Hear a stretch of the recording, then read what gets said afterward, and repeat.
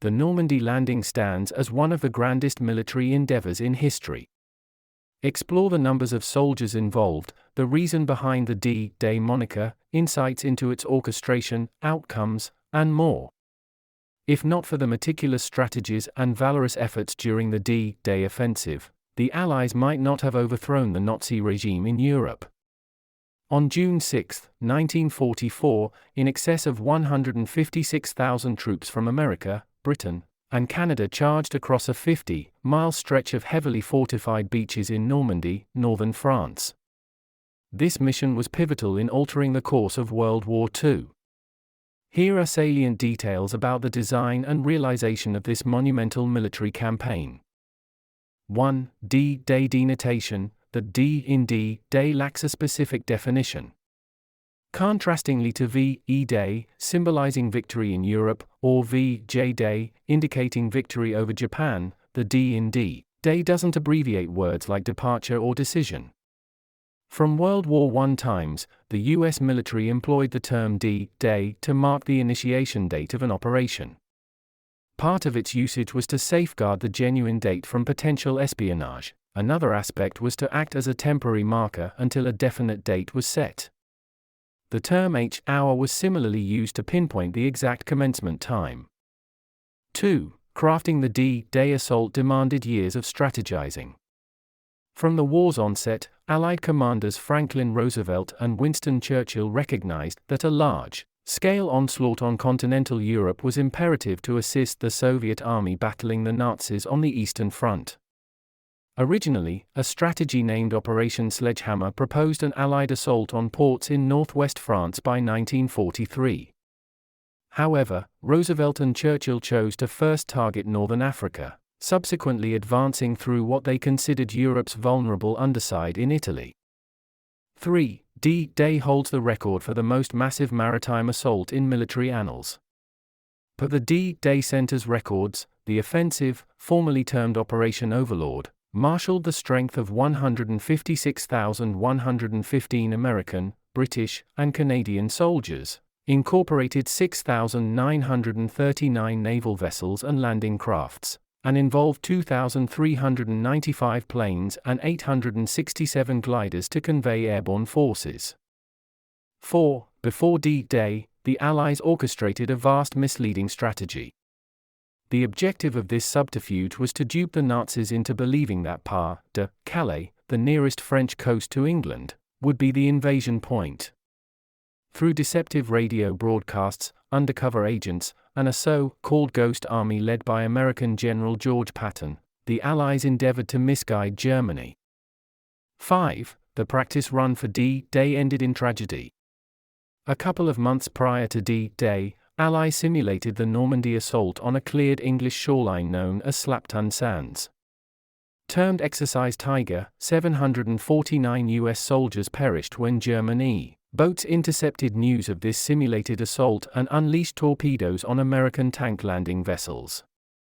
Those who survived characterized the Exercise Tiger debacle as even more harrowing than the actual Omaha Beach D-Day landing. 6. The French coastline was heavily fortified by Germany.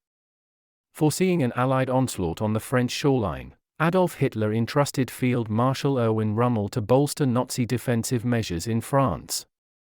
By 1943, Rommel finalized the Atlantic Wall, a 400-mile stretch replete with bunkers, underwater hazards, and landmines.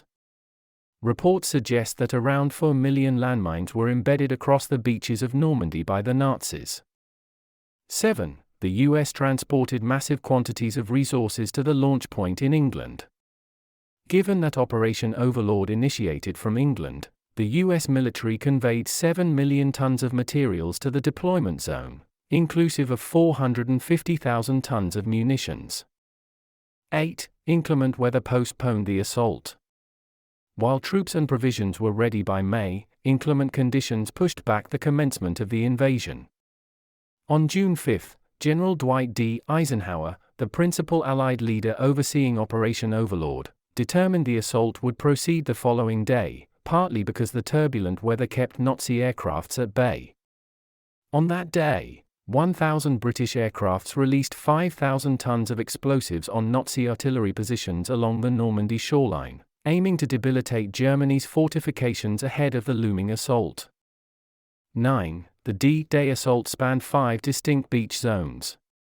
The execution of Operation Overlord was spread across 5 designated areas on the Normandy shoreline, named sequentially from west to east: Utah, Omaha, Gold, Juno, and Sword. 10. Paratroopers initiated the assault in the early morning hours. Before the sun rose on June 6, thousands of airborne soldiers touched down behind Utah and Sword beaches.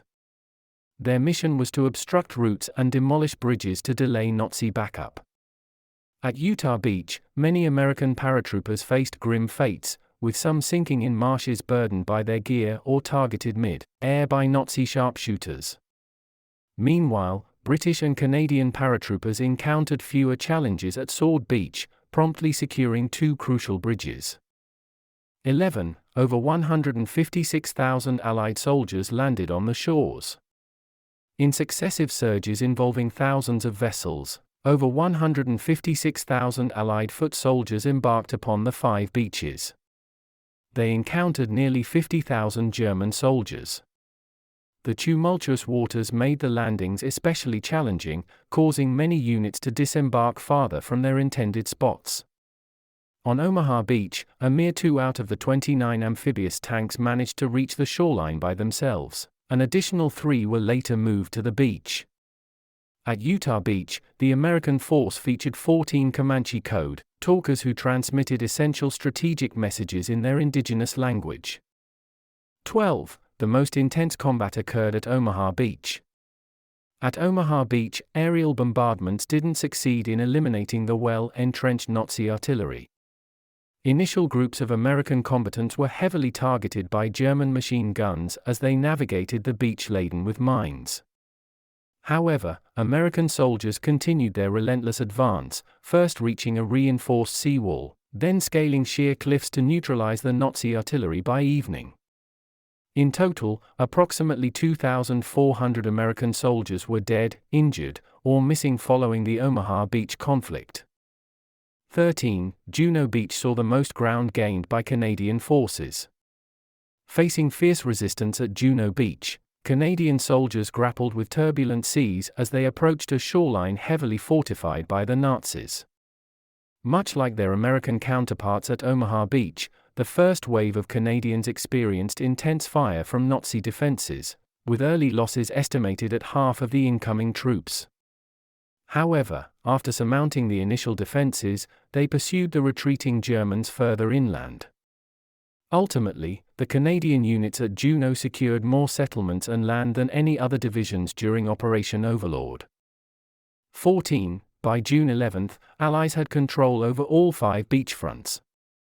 Within 5 days post the D-Day assault, the Allied forces set to work, deploying 2 colossal makeshift harbors previously assembled over half a year in England.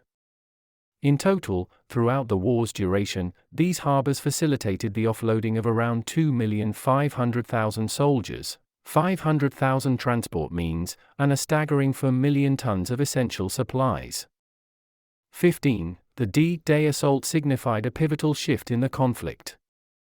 The cumulative Allied fatalities in Normandy are believed to be a minimum of 4,413. The overall casualties the Allies suffered in the Battle of Normandy, lasting until August, exceeded 226,000. However, owing to the considerable surge in both manpower and resources, D-Day signified a crucial shift in the course of the war. By May 7, 1945, Germany had extended an unconditional capitulation.